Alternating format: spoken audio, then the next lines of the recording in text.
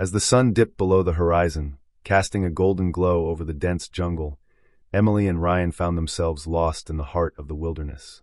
Their planned trek had been supposed to be a romantic adventure, a chance to reconnect with nature and each other. Instead, it had turned into a desperate fight for survival. The couple had been warned about the dangers of the jungle, but they had laughed it off, confident in their ability to navigate through the dense foliage. Now, as the shadows deepened and the sounds of the jungle grew louder, they realized their mistake. "Ryan, I think we should head back," Emily whispered, her voice trembling slightly as she clutched his arm. "We can't," Ryan replied, his eyes scanning the surroundings. "We don't know which way is back. We need to find shelter for the night." As they moved deeper into the jungle, the air grew thick with the scent of damp earth and decaying leaves. The sounds around them became more menacing, snapping twigs, rustling leaves, and the distant roar of a predator. Suddenly, Emily froze, her eyes fixed on something in the distance. "Ryan, look," she whispered, her voice barely audible. Ryan followed her gaze, and his heart sank. A pair of piercing eyes stared back at them, the unmistakable gaze of a tiger. The beast was massive, its fur a blend of golden and dark stripes that seemed to blend seamlessly into the shadows. "We need to move," Ryan whispered urgently, grabbing Emily's hand. "Stay close." As they walked, the tiger followed, its presence always lurking just out of sight. The couple could feel its eyes on them, the weight of its gaze making their skin crawl. Night began to fall, casting the jungle in an eerie darkness. The sounds around them intensified, and the tiger's presence seemed to grow closer. Emily and Ryan knew they had to find shelter, but every tree seemed to loom over them like a specter. Finally, they stumbled upon a small clearing with a dilapidated hut in the center. It was their only hope for the night. They entered cautiously, their senses on high alert. The hut was old and musty, but it offered them a fragile sense of safety. They barricaded the door with what little they could find, their hearts racing with every creak and groan of the old wooden structure. As they huddled together in the darkness, the tiger's presence became more pronounced. It circled the hut, its low growls echoing through the night air. Emily and Ryan knew they couldn't stay there forever. They had to find a way out of the jungle. The night was long and terrifying, filled with the tiger's relentless stalking. But as the first light of dawn began to creep over the horizon, the beast's presence seemed to recede. The couple knew they had to move quickly. With newfound determination, they set out into the jungle, following a narrow stream they hoped would lead them back to civilization. The tiger was still out there, watching them, but they pressed on, driven by the will to survive. As the sun climbed higher in the sky, the jungle began to thin out, and they caught glimpses of a distant village. Their hearts filled with relief, they quickened their pace.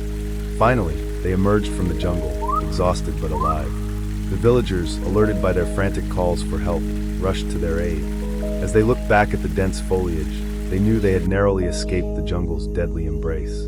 But even as they were safe, Emily turned to Ryan with a haunted look in her eyes. "Do you think it's still out there watching us?" she whispered. Ryan's expression was grim. "I don't know," he replied softly. "But I do know one thing, we'll never forget the terror of being stalked in that jungle." And as they walked away from the jungle's edge, they couldn't shake the feeling that they were being watched, that the tiger's piercing eyes were still upon them, waiting for its next opportunity to strike. Weeks had passed since Emily and Ryan escaped the jungle, but the terror of that night clung to them like a shadow. Back in the comfort of their home, surrounded by the familiar, they should have felt safe. Yet, neither could shake the feeling that something had followed them out of the jungle. Emily began waking up in the middle of the night, drenched in sweat, her heart pounding. She swore she could hear growls outside their window, low and guttural, like the tiger's voice had followed her into her dreams.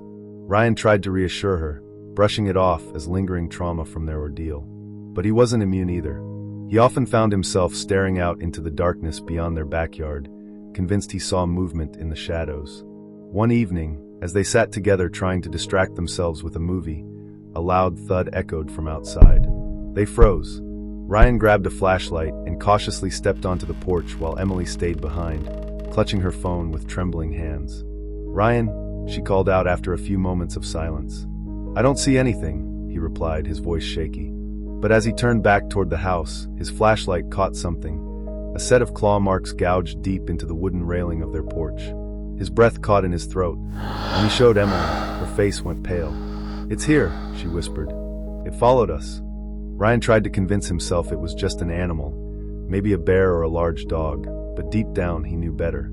The claw marks were too precise, too deliberate. The jungle had left its mark on them. The stalker returns.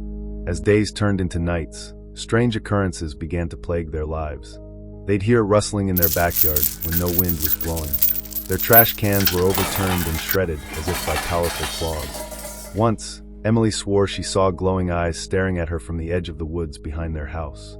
They contacted animal control and even installed cameras around their property, but nothing was ever caught on tape, only fleeting shadows and unexplainable noises. One night, Ryan woke up to find Emily standing at the window in their bedroom, staring out into the darkness. Her face was pale, her eyes wide with terror. "What's wrong?" he asked, rushing to her side. She pointed silently toward the tree line at the edge of their yard. Ryan squinted into the night and felt his stomach drop. There it was, the tiger, its massive form crouched low to the ground, its eyes glowing like twin embers in the darkness. "It's not possible," Ryan muttered under his breath. "We're thousands of miles away from that jungle." But there it was, silent and still, watching them with predatory patience. The couple decided they couldn't live like this anymore.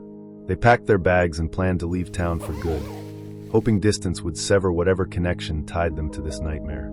On their last night before leaving, Ryan stayed awake with a knife in hand while Emily slept fitfully beside him. Every creak of the house made him flinch. Every gust of wind felt like a warning. Around midnight, a loud crash shattered their fragile sense of safety, the sound of glass breaking downstairs. Ryan jumped up and grabbed his knife while Emily woke with a scream. "It's inside," she whispered hoarsely. Ryan forced himself to move toward the noise despite every instinct screaming at him to run. As he descended the stairs, his flashlight illuminated claw marks along the walls and furniture, a trail leading straight to their living room. There it stood, the tiger, its massive form bathed in eerie moonlight streaming through the broken window. Its eyes locked onto Ryan with an intelligence that sent chills down his spine. "Stay back!" Ryan shouted, brandishing his knife uselessly against such a beast. The tiger didn't move at first. It simply stared at him as though weighing its options. Then it let out a low growl that reverberated through Ryan's chest like thunder. Emily appeared at the top of the stairs, her face pale but resolute. "Ryan!" she screamed as she threw something toward him, a flare gun they had brought back from their trip. Ryan caught it with trembling hands and aimed it at the tiger just as it lunged toward him. The flare shot out in a blinding burst of light and fire, striking the beast squarely in its chest. The tiger let out an ear-splitting roar and its foot. It thrashed wildly before crashing through another window and disappearing into the night.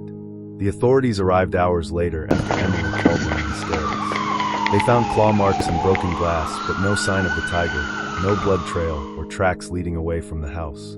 "It's gone," one officer said reassuringly as they packed up their equipment. But Emily and Ryan weren't convinced. They left town that very day, moving far away from any forests or jungles. Yet even in their new home surrounded by concrete and steel, they couldn't shake the feeling that they were being watched, that somewhere out there in the shadows, glowing eyes were waiting for them to let down their guard. Because some predators don't just hunt for food, they hunt for fear, and once they've tasted yours, they never forget you.